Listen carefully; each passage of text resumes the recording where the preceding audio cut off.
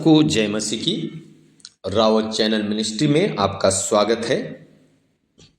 प्रिय भाई और बहनों, चैनल को फॉलो करें, कमेंट करें, शेयर करें और प्रभु का वचन सुने और आशीषित हों। आमीन। मेरे प्रिय भाई और बहनों, हम देखते हैं प्रेरितों की किताब उसका 9 अध्याय उसका 36 से लेकर 43 पद तक।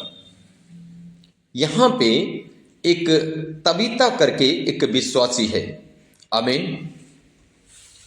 तबीता करके एक विश्वासी है, उसके जीवन के बारे में इस प्रकार से लिखा है 9 का 36 में। याफा में तबीता अर्थात द्वारकास नामक एक विश्वासिनी रहती थी। वो बहुत से भले भले काम और दान किया करती थी। एक विश्वासी है, इसकी पहचान किस चीज से हो रही है? 2 बातें। एक तो भले भले काम करती थी, भलाई के काम में लगी रहती थी, भले काम करती थी। दूसरी बात, वो दान करती थी। तो ये 2 बातें इसका जीवन को आशीषी जिंदगी देते हैं। मेरे प्रिय भाई और बहनों, आज आप पर मैं भी एक विश्वासी। क्या एक विश्वासी के जीवन में एक तबीता के जैसे भलाई के काम हैं?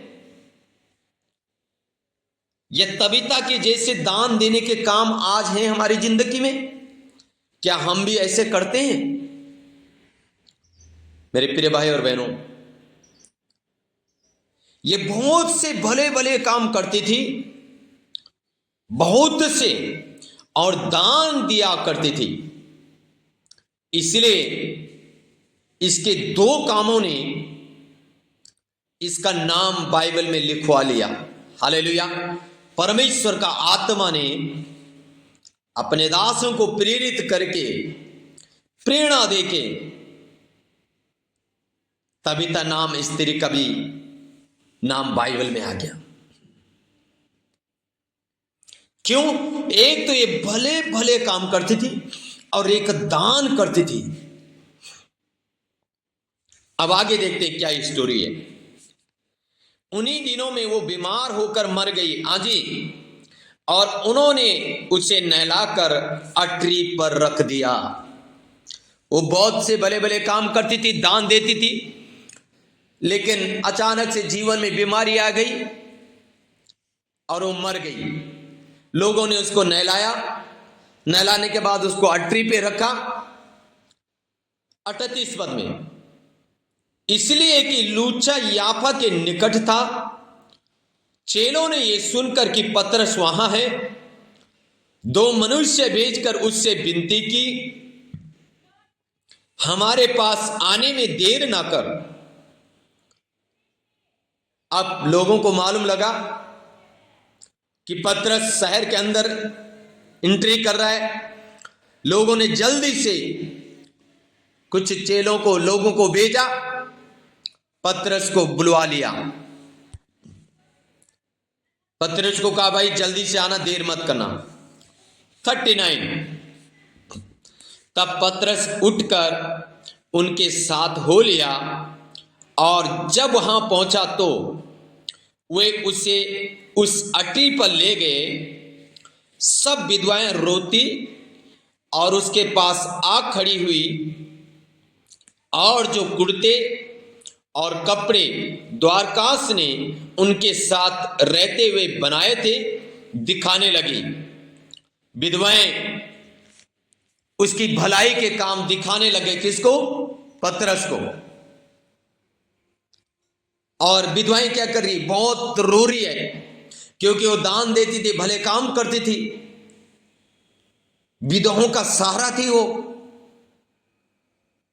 इसलिए विधवाएं जैसे इस पतरस वहां आया, उसको दिखाने लग गए उसके भलाई के काम, और रोने लग गए उसके सामने।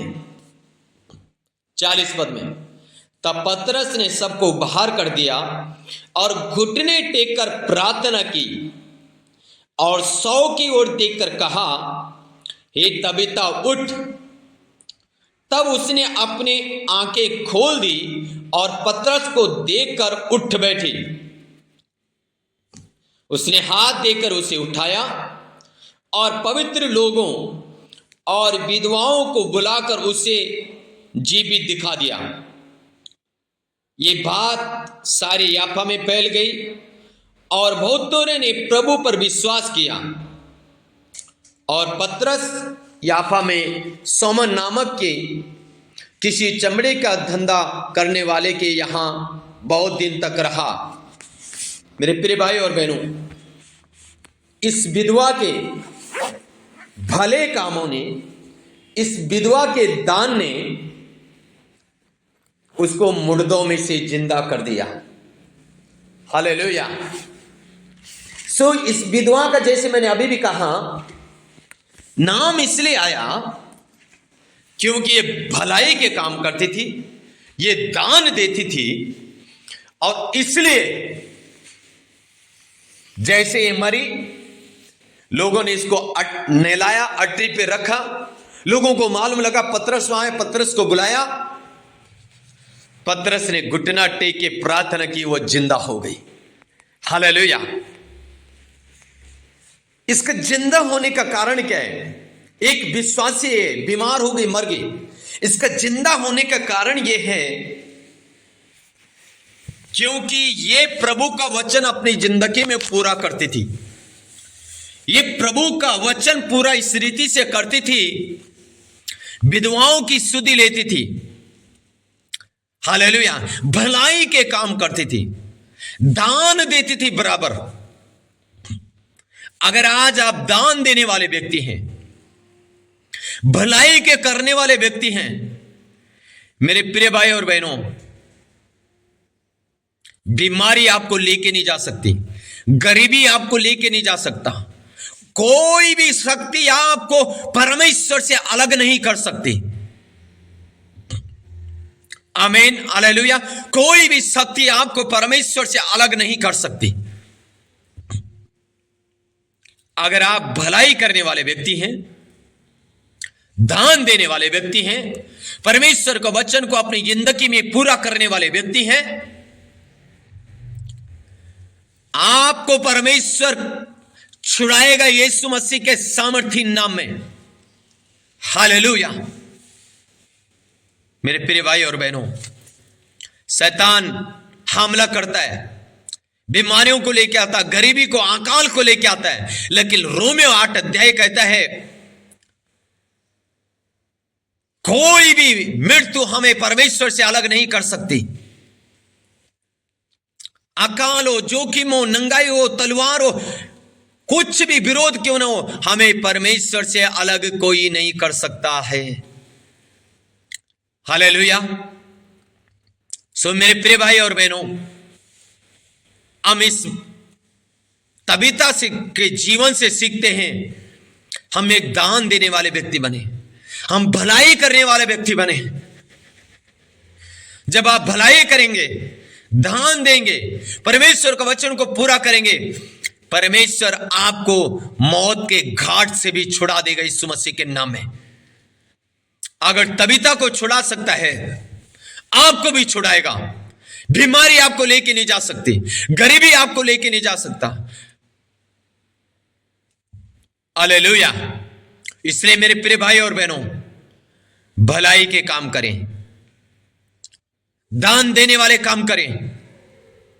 हे कुरनेलियुस, तेरी प्रार्थना और तेरा दान स्वर्ग में परमेश्वर को स्मरण हुआ, इसलिए परमेश्वर ने मुझे तेरे पास भेजा है।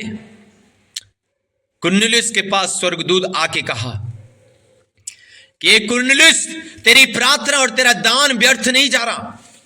मेरे प्रियो, आपकी भलाई के काम, आपका दान व्यर्थ नहीं जाएगा। आप भी तबीता के जैसे अपने जीवन में आशीषित होंगे, उठ खड़े होंगे, बीमारी से, कर्ज से, शराबों से आप आजाद होंगे, आप आशीषित होंगे, क्योंकि उसने आपको आशीषित होने के लिए बुलाया है। Amen. Amen. So, okay, God bless you all.